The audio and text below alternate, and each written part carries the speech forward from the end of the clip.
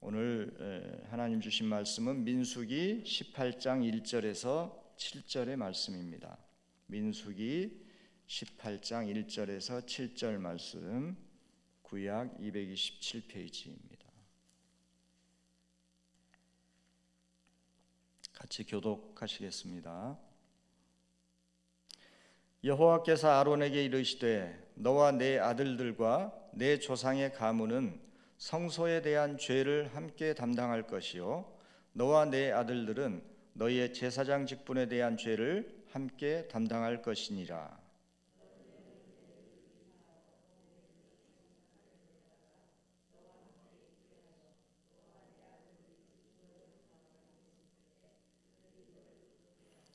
레위인은 내 직무와 장막의 모든 직무를 지키려니와 성소의 기구와 제단에는 가까이 하지 못하리니 두렵건대 그들과 너희가 죽을까 하노라.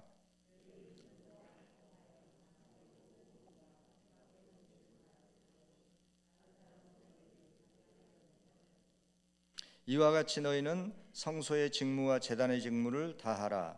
그리하면 여호와의 진노가 다시는 이스라엘 자손에게 미치지 아니하리라.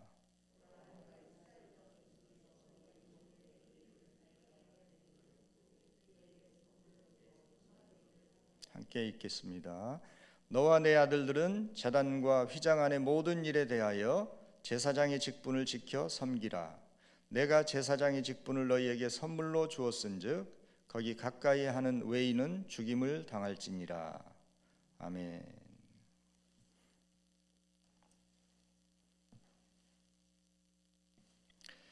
오늘 말씀은 아론과 그 아들들에게 제사장의 직분을 수행하게 하고 또 아론의 지파인 레위 지파들은 이 제사장들을 도와서 회막에서 하는 일들을 수종들게 하는 그러한 말씀입니다. 그리고 이 성소에 대한 죄를 아론과 그 아들들이 담당할 것이다.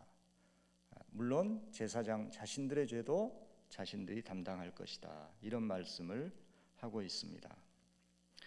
이 말씀은 민수기 3장 5절에서 10절 말씀을 재강조하는 말씀입니다. 3장 6절에 보면 레위 지파는 나아가 제사장 아론 앞에 서서 그에게 시종하게 하라고 이미 말씀했고, 또 민수기 3장 10절에 보면 너는 아론과 그의 아들들을 세워 제사장 직무를 행하게 하라. 외인이 가까이 하면 죽임을 당할 것이니라. 이렇게 말씀했습니다. 이미 3장에서 말씀한 것을 다시 확인하고 있는 셈입니다. 이것은 아마 고라와 다단과 아비란과 온이 반역을 한 이후에 이 제사장의 권위가 흔들리는 것을 하나님께서 더욱 제사장 아론과 그 아들들의 권위를 확고하게 하시려는 뜻으로 보입니다. 구약 시대에는 하나님께 예배하고 또 하나님께 제사를 통해서 온 백성들의 죄를 사함받는 이 일이 가장 거룩하고 중요한 일이었습니다. 그렇기 때문에 그러한 예식과 절차를 주관하는 제사장들의 권위는 대단히 중요했습니다. 제사장들의 권위는 곧 하나님의 권위였습니다. 그런데 이제 신약을 사는 우리들의 시대에 있어서도 오늘날도 제사장 직분을 이와 같이 적용하려는 그런 사람들이 있습니다. 예를 들면 아론과 그 아들들의 직분은 목사님들이고 또 레위 지파는 장로와 권사를 포함한 중직자다, 이렇게 생각하는 경향입니다. 사람의 신분을 이렇게 구분 짓는 것입니다. 그러나 종교개혁 이후의 개혁교회는 이러한 생각에 모두 동의하지 않습니다. 카톨릭 교회는 여전히 이러한 신분에 기초한 교리를 주장합니다. 신부들을 통해서만 죄를 하나님께 구할 수 있고 신부들만이 죄의 용서를 선포할 수 있습니다. 교황은 베드로를 통해서 이어져 온다고 생각하는 수익권, 예수님이 그 천국 열쇠를 베드로에게 맡겼다 이렇게 생각을 하고 그 열쇠가 교황을 통해서 계속 내려져 온다고 생각합니다.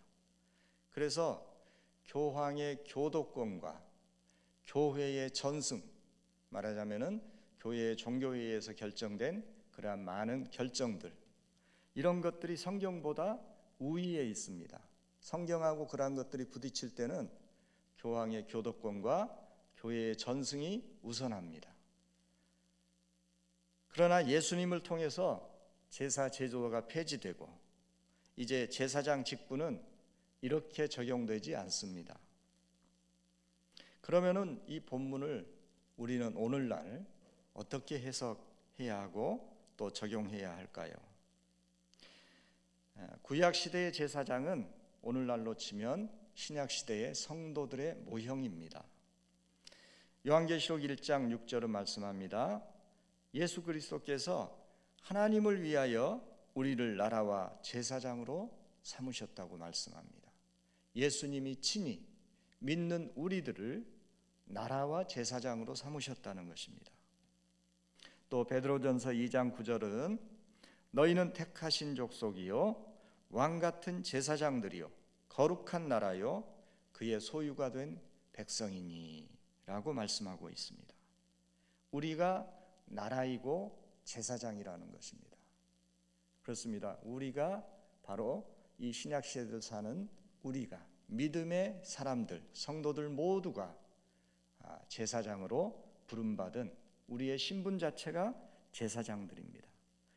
여기서 나라라는 말은 지금은 우리가 잘 이해되지 않지만 예수님이 이 땅에 오시면 이제 천년 왕국이 이루어질 것이고 그때에 우리가 나라를 다스리게 될 것입니다. 각 사람마다 성경에 보면은 작은 일에 충성한 자에게 여러 고을을 다스리게 하겠다고 예수님 말씀하시는 장면이 나오지 않습니까?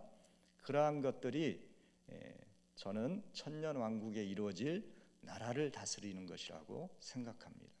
그렇기 때문에 우리 자신이 나라이고 우리가 나라를 다스리는 자들입니다. 물론 이것에 대해서는 신학자들마다 다양한 견해가 있습니다. 어찌됐건 우리는 현재도 나라와 제사장이라고 하나님은 표현하고 있습니다. 성소에 들어갈 수 있는 사람은 제사장들 뿐입니다. 모든 백성들은 뜰에서 제사를 드립니다. 그러나 제사장들은 번제단을 지나서 물두멍에서 손발을 씻고 그리고 성소에 들어갈 수가 있었습니다. 아론과 그의 아들들은 그 직분을 수행하러 회막으로 들어갈 때마다 매일 물두멍에 있는 물로 그들의 손과 발을 씻어야 했습니다. 번제단에서는 죄와 심판의 문제를 해결받습니다. 이것은 모든 백성들이 해결받을 수 있습니다. 번제단은 모두에게 개방된 접근할 수 있는 그러한, 물론 이방인들은 아니지만 그러한 장소였습니다. 그러나 물두멍부터는 오직 제사장들에게만 허용이 되었습니다. 물두멍에서는 날마다 자기 중심의 삶, 욕망과 세속의 삶을 던져버리고 제사장의 자격으로 거룩한 처소로 나아가게 됩니다. 우리는 우리의 이러한 신분을 인식하고 매일 말씀과 믿음으로 우리 자신을 정결하게 해야 합니다. 우리가 죄를 멀리하려고 노력해야 하지만 그렇다고 우리가 전혀 죄를 안 짓는 것은 아닙니다. 우리는 수시로 넘어지고 넘어집니다. 넘어질 때마다 자괴감을 갖거나 정죄하지 말고 우리를 이미 의롭게 하신 하나님의 말씀을 힘입어서 회개하고 그리고 또 예수 그리스도의 공로로 이미 온전케 하신 그 하나님의 온전한 의, 내가 뭘 잘해서 내가 정결해서 의로운 것이 아니라 이미 예수 그리스도를 통해서 우리를 의롭게 하신 그 하나님의 의를 항상 힘입어야 합니다. 바로 예수 그리스도를 의지해서 의로운 신분으로 하나님께 나아가야 합니다. 오늘날 우리가 손과 발을 씻는다는 것은 바로 이것입니다. 단지 죄를 회개한 것으로만 그쳐서는 우리가 온전한 자유함을 얻을 수가 없습니다. 하나님 앞에서 우리의 허물과 죄를 회개해야 하지만 회개하고 나서 예수님을 통해서 의롭게 하신, 우리를 의롭다 하시기 위하여 부활하셨느니라 말씀하셨잖아요. 로마서 4장 25절에 그는 우리의 범죄한 때문에 내줌이 되고 우리를 의롭다 하시기 위하여 다시 살아나셨느니라 말씀하신 대로 부활하신 예수님의 의를 힘입어서 우리가 이미 의롭게 된 신분인 것을 항상 새롭게 우리 안에서 새롭게 하여야 합니다. 이것이 바로 손과 발을 씻는 것입니다. 우리의 제사장적인 신분은 하나님으로부터 온 것입니다. 사도행전 4장 7절에 보면 대제사장과 그 문중이 사도들을 가운데 세우고 묻습니다. 너희가 무슨 권세와 네 이름으로 이 일을 행하였느냐 라고 말하자 베드로가 우리는 나사렛 예수 그리스도의 이름으로 이 일을 하고 병을 고친다고 말합니다. 우리의 제사장 자격은 하나님께서 주신 것입니다. 우리가 노력해서 딴 것이 아닙니다. 교회에서 부여한 것도 아닙니다. 하나님이 친히 주신 것입니다. 우리에게 이러한 제사장의 자격이 주어졌지만 모두가 제사장적인 삶을 사는 것은 아닙니다. 아까 말씀드린 대로 우리가 말씀에 의지해서 이미 우리가 제사장적인 신분을 우리가 가졌음을 인식해야 합니다. 받아들여야 합니다. 그리고 제사장적 신분에 합당하게 생각하고 믿음으로 살아야 합니다. 하나님의 말씀으로 우리의 혼적인 옛사람을 다스려야 합니다. 우리가 구원받을 때 예수님의 보혈로 우리의 모든 원죄가 씻음 받았습니다. 그러나 제사장적 직분을 수행하기 위해서는 매일매일 손과 발을 씻어야 하듯이 매일매일 우리의 육성적인 생각들, 우리의 자연적인 모습들, 옛사람의 모습들, 이러한 생각들이 우리를 지배하려고 할 때, 우리의 혼과 마음을 지배하려고 할 때 하나님의 말씀으로 우리를 새롭게 해야 합니다. 우리는 옛사람의 그러한 모습이 아니지. 하나님께서 이미 말씀으로 우리를 의롭게 하셨고 하나님의 백성으로 우리에게는 이제 죄와 지옥 권세와 사망 권세가 상관없다고 성경은 분명히 말씀하시지 않습니까? 그러한 우리의 신분에 걸맞게 우리도 말씀의 기초에서 우리의 생각과 마음을 세례하여야 합니다. 죄를 회개할 뿐만 아니라 말씀으로 날마다 우리를 새롭게 하는 것이 곧 제사장들이 손과 발을 씻는 것과 같은 것입니다. 우리는 그리스도 안에 있기 때문에 이전 것은 이미 지나갔고 새 것이 되었습니다. 말하자면은 하얀 도화지같이 우리는 의롭게 된 것입니다. 우리가 날마다 쓰러집니다.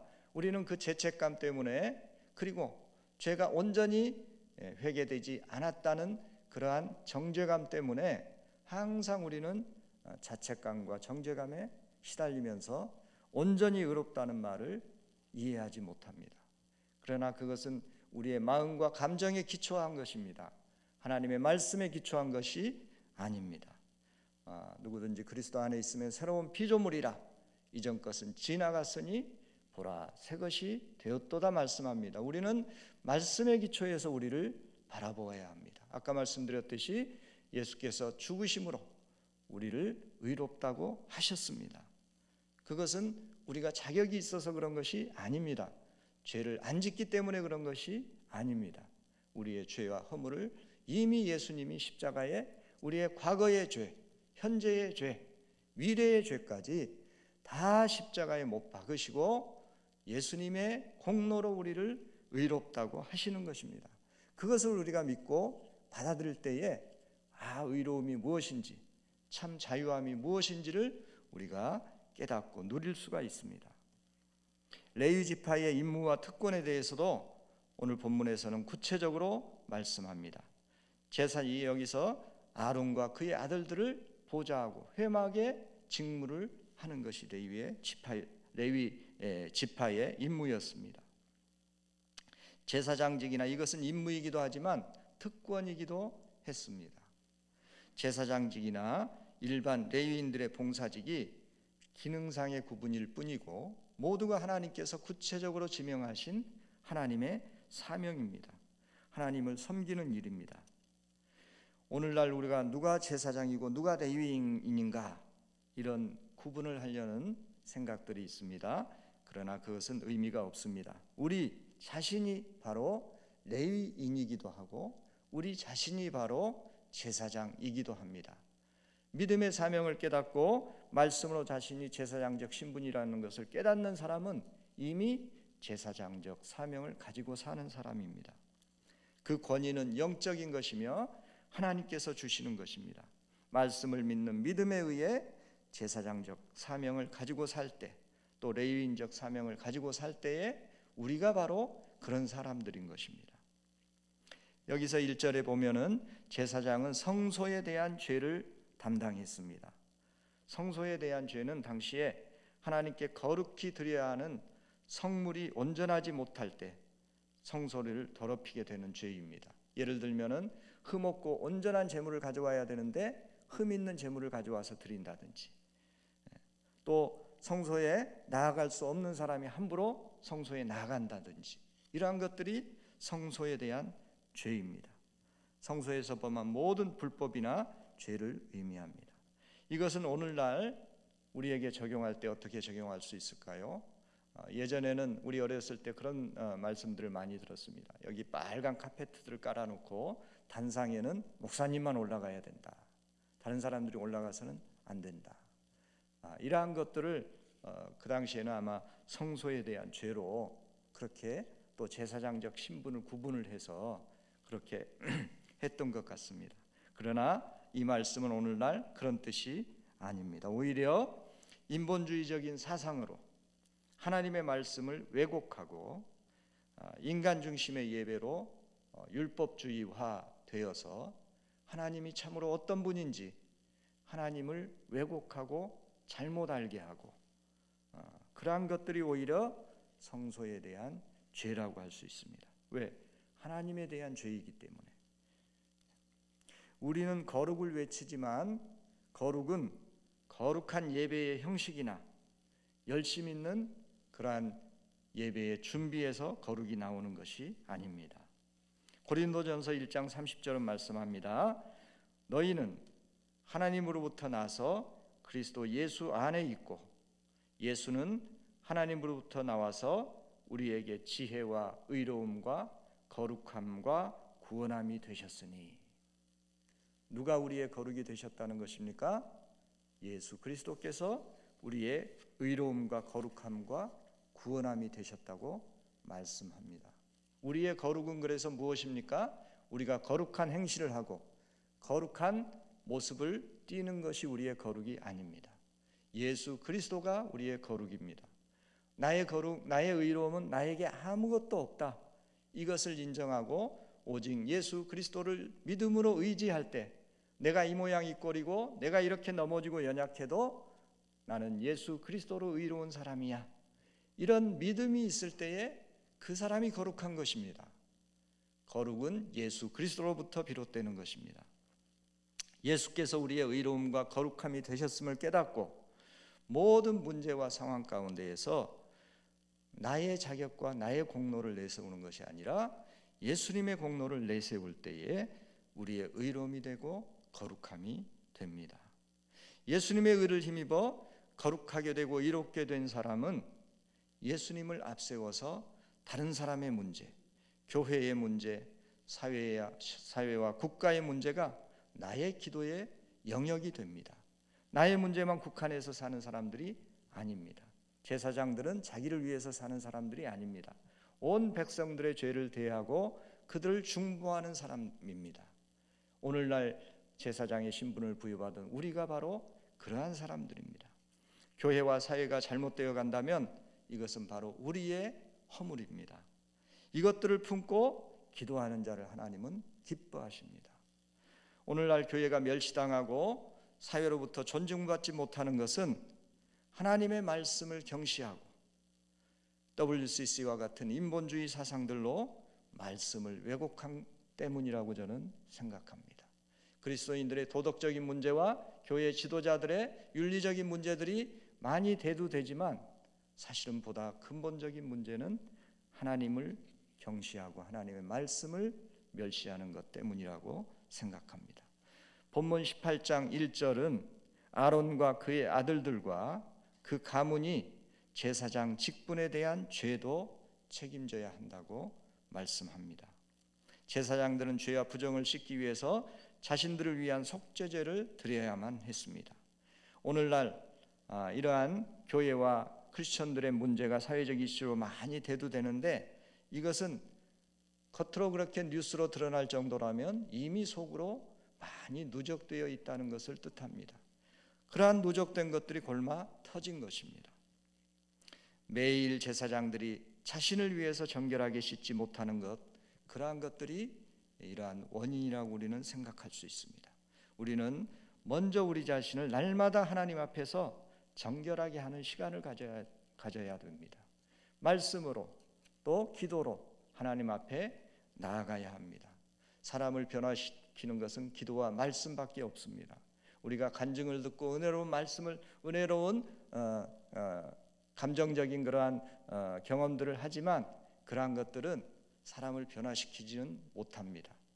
우리에게 감정적인 풍성함을 줄 수는 있습니다. 그러나 기도와 말씀만이 우리를 변화시킵니다.